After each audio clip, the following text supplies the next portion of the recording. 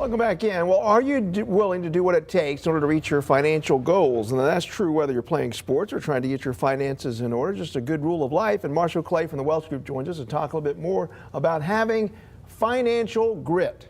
Now, I will say, looking at the markets recently, you don't really need a lot of grit necessarily because we haven't seen those dips.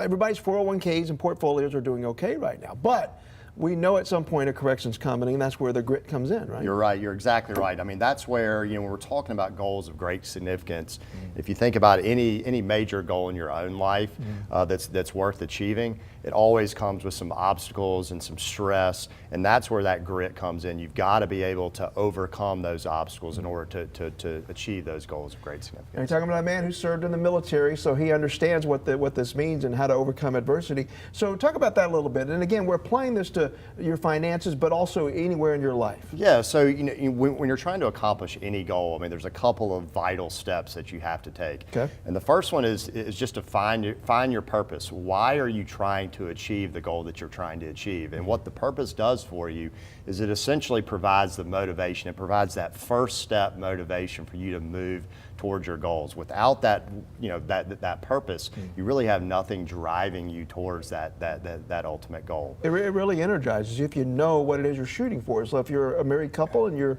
trying to save for that home or the next home or whatever, if your kid's college, that's where you really need to have the grit. Absolutely, absolutely. So the purpose establishes the motivation, and then the next step is really just to find and be confident in a really detailed, comprehensive plan. So the purpose provides the motivation, the plan provides the direction for that passion and for that motivation. So the key here is that, especially from a financial standpoint, is that your plan has to be comprehensive. It can't be sort of one-dimensional. You can't just focus on the investment piece. You have to focus on the risk management piece, and what I mean by that is, the life insurance, those type things, disability insurance.